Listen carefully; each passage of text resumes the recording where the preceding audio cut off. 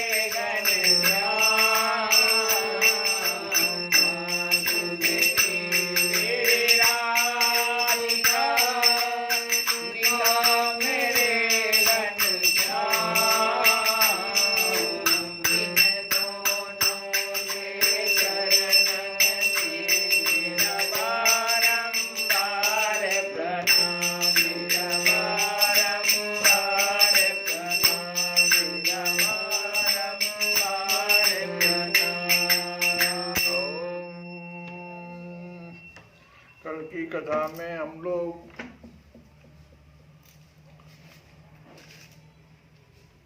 भगवान कृष्ण के द्वारा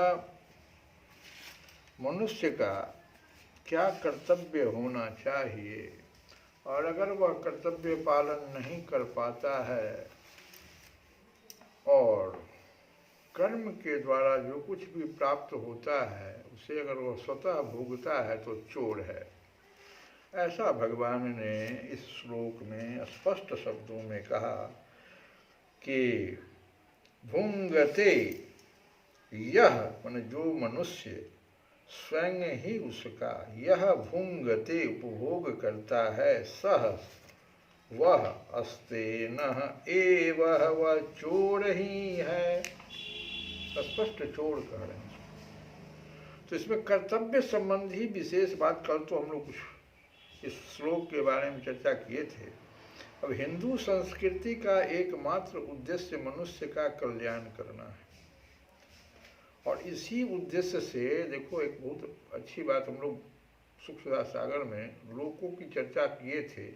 तो मनुष्य जो है भूलोक में है, उससे ऊपर एक लोक है और एक नीचे लोक है। तो मनुष्य को मध्य में क्यों रखा गया है? यही कारण है कि मनुष्य ऊपर के भी लोक का कल्याण करे अपने कर्तव्य से और नीचे के लोक का भी काम करे तो अपने कर्तव्य से कल्याण करे। इसीलिए इसी उद्देश्य से ब्रह्मा जी सृष्टि के आदि में मनुष्य को निस्वार्थ भाव से अपने अपने कर्तव्य के द्वारा एक दूसरे को सुख पहुँचाने की आज्ञा देते हैं। परिवार में भाई बहनें माताएं आदि सब के सब कर्म करते ही हैं, परंतु उनसे बड़ी भारी भूल यह होती है कि वे कामना ममता आसक्ति स्वार्थ आदि के वशीभूत होकर कर्म करते हैं। अतः लौकिक एवं पारलौकिक दोनों ही लाभ उन्हें नहीं होते, प्रत्युत हानि ही होती है। स्वार्थ के वशीभूत होकर अपने लिए कर्म करने से ही लोक में लड़ाई खटपट ईर्ष्या आदि होते हैं और लोक में भी दुर्गति होती है।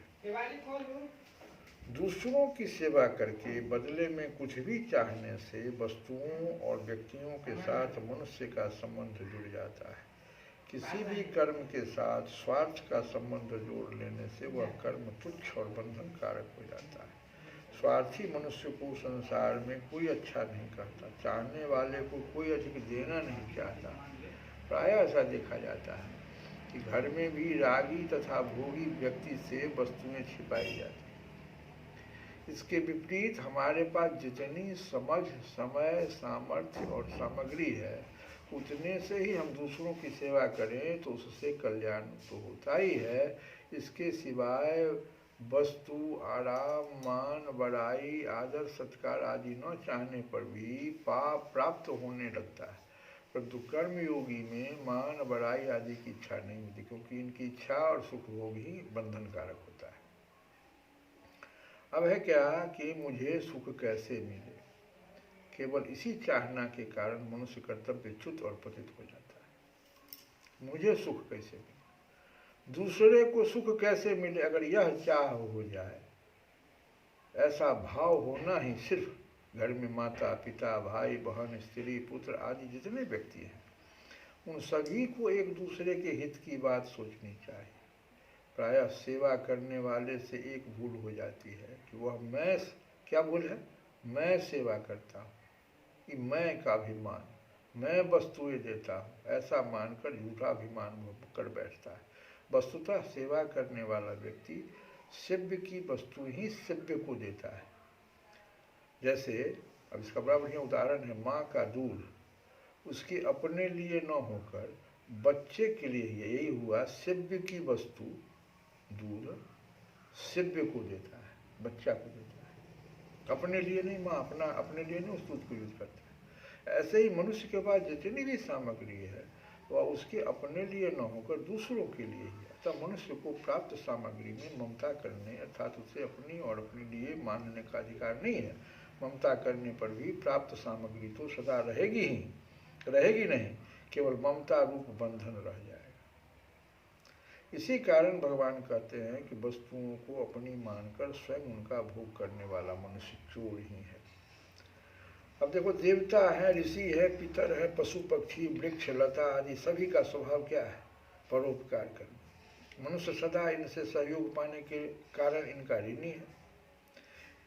इस ऋण से मुक्त होने के लिए ही पंच महायज्ञ है, ऋषि यज्ञ, देव यज्ञ, भूत यज्ञ, पितृयज्ञ, मनुष्य यज्ञ, सबका विधान है। मनुष्य ही एक ऐसा प्राणी है जो बुद्धि पूर्वक सभी को अपने कर्तव्य कर्मों से तृप्त कर सकता है। अतः सबसे ज़्यादा जिम्मेवारी मनुष्य पर ही है। इसी को ऐसी स्वतंत्रता मिली है जिसका सदुपयोग करके वह परम श्रेय की प्राप्ति कर सकता है। देवता आदि तो अपने कर्तव्य का पालन करते ही हैं। यदि मनुष्य अपने कर्तव्य का पालन नहीं करता तो देवताओं में ही नहीं पड़ते तो त्रिलोकी भर में हलचल उत्पन्न हो जाता है। अच्छा, ये बहुत इंपॉर्टेंट बात। अगर एक मनुष्य भी अगर अपने कर्तव्य का पालन नहीं करता है तो हलचल हो जाता है त्रिलोक में। कैसे? और परिणाम स्वरूप अतिवृष्टि, अनावृष्टि, भूकंप, दुर्भिक्ष आदि प्राकृतिक प्रकोप होने लगते हैं। ये कैसे होता है? भगवान भी कहते हैं कि सब मैं भी सावधानी पूर्वक कर्तव्य का पालन न करूं तो समस्त लोक नष्ट भ्रष्ट हो जाए। भगवान गीता में कह रहे हैं, 3 अध्याय के 23वें 24वें श्लोक। तो जिस तरह गतिशील बैलगाड़ी का कोई एक पहिया भी, अब पूरे संसार को अगर एक बैलगाड़ी मान लिया और उसका कोई एक पहिया भी खंडित हो जाए तो उससे पूरी बैलगाड़ी को झटका लगता है। उसी तरह गतिशील सृष्टि चक्र में यदि एक व्यक्ति भी कर्तव्यच्युत होता है तो उसका विपरीत प्रभाव संपूर्ण सृष्टि पर पड़ता है। इसके विपरीत जैसे शरीर का एक पीड़ित अंग रोगी का ठीक होने पर संपूर्ण शरीर का स्वतः हित होता है, ऐसे ही अपने कर्तव्य का ठीक ठीक पालन करने वाले मनुष्य के द्वारा संपूर्ण सृष्टि का स्वतः हित होता है। प्रजापति ब्रह्मा जी ने देवता और मनुष्य दोनों को अपने अपने कर्तव्य का पालन करने की आज्ञा दी है। देवता आदि सब मर्यादा से चलते हैं, केवल मनुष्य ही अपनी बेसमझी से मर्यादा को भंग करता है। कारण कि उसे दूसरों की सेवा करने के लिए जो सामग्री मिली है उस पर वह अपना अधिकार समझ बैठता है। अनंत जन्मों के कर्म बंधन से छुटकारा पाने के लिए मनुष्य को स्वतंत्रता मिली है, किंतु वह उसका दुरुपयोग करके कर्म और कर्म फल में ममता आसक्ति कर बैठता है। फलस्वरूप नया बंधन उत्पन्न करके वह स्वयं फंस जाता है और आगे अनेक जन्मों तक दुख पाने की तैयारी कर लेता है।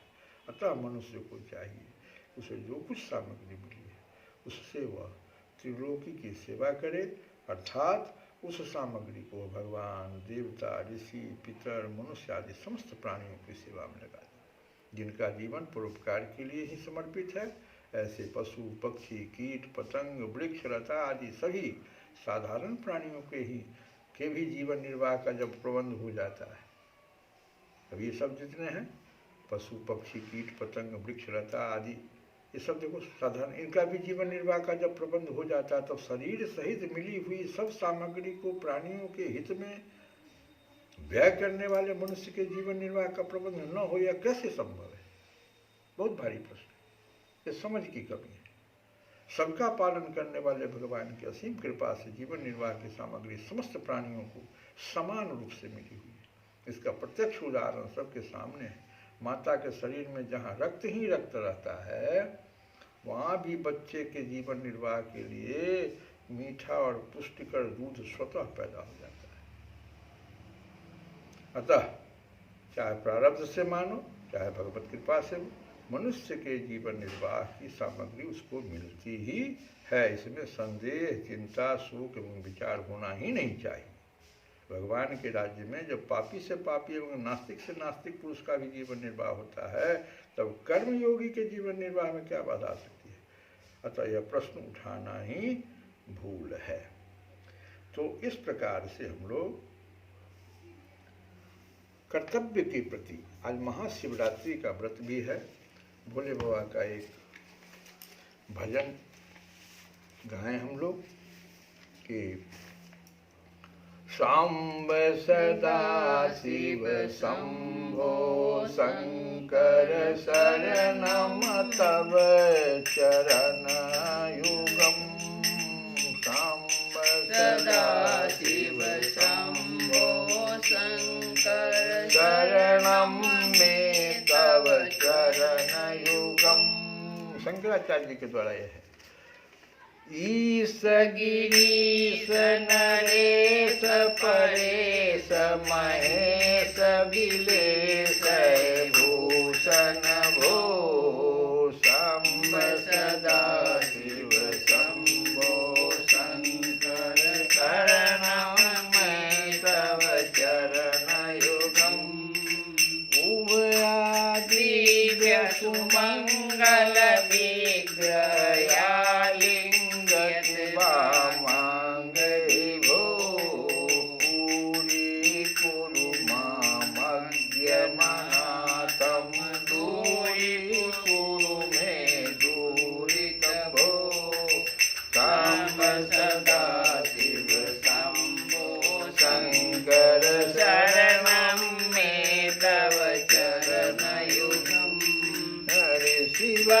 मानस हंस चराचर जननई लय कारण भो अंतःकरण विशोध भक्ति त्वयि सतिं प्रदेवो